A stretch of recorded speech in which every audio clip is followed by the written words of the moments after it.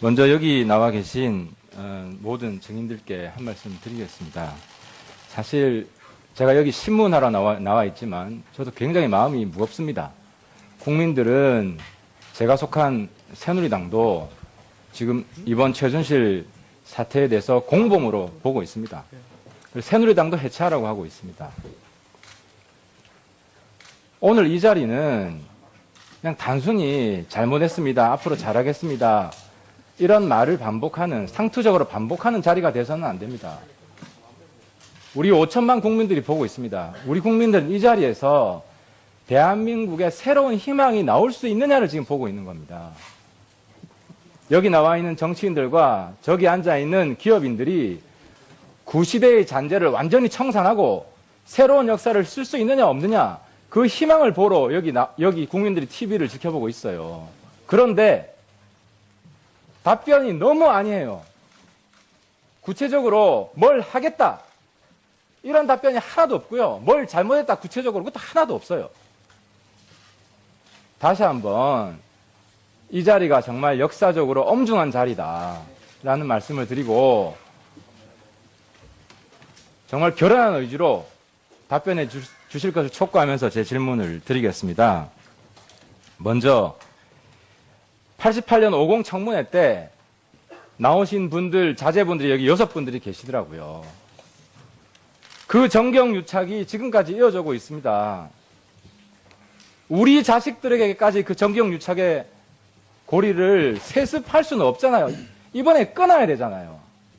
그러면은 그 정경유착의 매개물이었던 정경련을 해체하겠다는 말씀 오늘 나오셔야 돼요. 이번에 정경련, 그동안 대한민국 발전에 박정희 대통령 경제기적 많은 일을 한 것 인정합니다. 하지만 너무나 성공했기 때문에 이제는 문을 닫아야 되는 겁니다. 과거의 성공의 습관, 정경유착으로 성공한 습관에 아직도 안주해서 이제는 최순실의 부역자가 돼버린 겁니다. 이재용 증인, 좀 전에 정경련 활동을 안 하겠다 이런 소극적인 답변을 하던데 정경련 해체에 앞장서겠다는 말씀 왜 못하세요? 국민들이 왜 국회의원들 보고 이재용 증인한테 질문 많이 하라고 그런지 알아요? 이재용 증인은 다른 기업인들과 뭐 다를 것이다. 구시대 경제인들과 다를 것이다. 새로운 시대를 만들 수 있을 것이다 하는 희망을 보고 싶은 거예요. 이렇게 합시다. 이재용 증인 저하고 세대도 비슷해요. 거의 같은 시기에 대학을 다녔어요. 제가 최순실 사건 일어나고 나서 제가 고해성사를 했습니다. 우리 새누리당 공범이다. 새누리당 해체에 내가 앞장서겠다. 새누리당 해체에 내가 앞장서겠어요. 이재용 증인. 이재용 증인은 정경련 해체에 앞장서고 정경유착의 고리를 완전히 끊어서 새로운 경제를 열어나가겠다는 의지를 보여주세요. 물론 나도 새누리당 해체하고 새로운 정치를 만들어 나가는데 실패할 수 있습니다.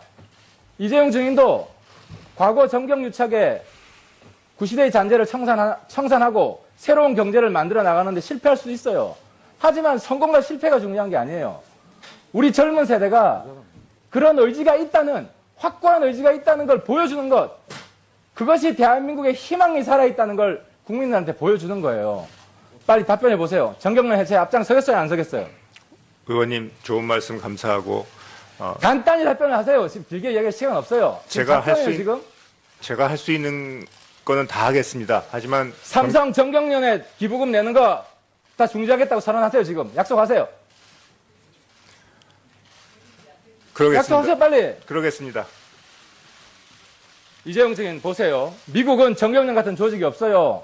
권력이 돈을 뜯으려고 필요로 하는 매개 조직이 없어요. 정경련 대신에 브루킹스 헤리티지 같은 재단이 싱탱크가 있습니다. 제가 정경련 해체하고 가만히 있으라는 얘기가 아니에요. 미국처럼 선진사회로 가기 위해서 정경련 해체하고 헤리티지 브루킹스 같은 재단을 기업들이 투명하게 돈 내서 만들어라는 거예요. 그리고 불우이웃 돕고 우리 사회에 소외된 사람들 돕기 위해서 다른 재단, 정말 좋은 재단을 만들어라는 거예요. 싱탱크 만들 수 있고 소외된 이웃 돕기 위한 재단 만드는데 돈 기부할 수 있죠? 그러겠습니다. 그렇잖아요. 또 한 가지 물어보겠습니다. 새누리당이 공범이에요. 저도 최순실 몰랐어요. 저는 최순실 언론 보고 알았어요. 하지만 저도 죄인이라고 생각합니다. 왜? 집권 여당으로서 그걸 몰랐다는 게 죄라는 거예요. 무한한 책임이 있는 거거든요. 대한민국 국가에 무한한 책임이 있어요. 집권 여당 의원은. 그래서 최순실을 미리 알고 그걸 막아내고 국정농단을 막아내야 되는데 그걸 못했기 때문에 내가 죄인이고 내가 새누리당 해체에 앞장서겠다고 하는 거예요. 그런데 재벌들은요. 제가 공소장 읽어보니까 혜택을 받은 게 있어요. 공소장에도 나와요. 뭐냐? 세무조사 당할까봐 두려워서 협조했다. 우리 자영업자들, 중소상공인들은요. 국세청에서 세무조사 한다고 그러면 당할 수밖에 없어요. 그 세무조사 당할 수 있는 거, 면제받는 거, 그 로비 능력을 재벌들은 가지고 있는 거예요. 일반 국민들은 세무조사 받으면 세금 더 내야지. 그걸 왜 회피해라고 생각해요. 제가 지금 공범이라고 인정하는 거는 앞으로 특검에 법률적으로 문제가 될까봐 인정 못하는 거 알아요. 그런 의미의 공범이란 뜻이 아니에요. 그럼 협조자라고 합시다. 협조자. 최순실 문제 협조자라고 합시다.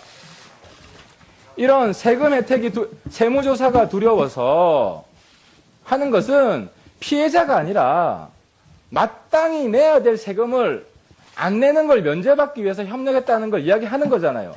그런 의미에서 최순실 국정농단 세력에 삼성이 협력한 거 맞습니까? 틀립니까? 그 윤리적인 문제예요. 법적인 문제가 아니에요. 의원님 말씀 제가 유념하겠고 이 사건으로 인해서 법적이든 도덕적이든 문제가 있어서 시간이 없으니까요. 제가 마지막으로 책임질 게 있으면 다지겠습니다. 예, 그리고 마지막으로 묻겠습니다. 이 자리에 계신 과거 50 청문회의 정주영 아들 정몽구, 이건희 아들 이재용, 유자경 아들 구원무, 최정은 아들 최태원, 신교코 아들 신동빈, 조준원 아들 조양호, 88년 50 청문회 심판받았던 정경유착의 고리를 아직도 끊지 못하고 또 나왔어요. 우리 자식들 때에는 안 나가야 되잖아요. 한 분씩. 네. 제가 이재용 주민 빼고 네. 정몽구 주민부터 한 분씩 정경유착의 꼬리 나부터 끊겠다. 자.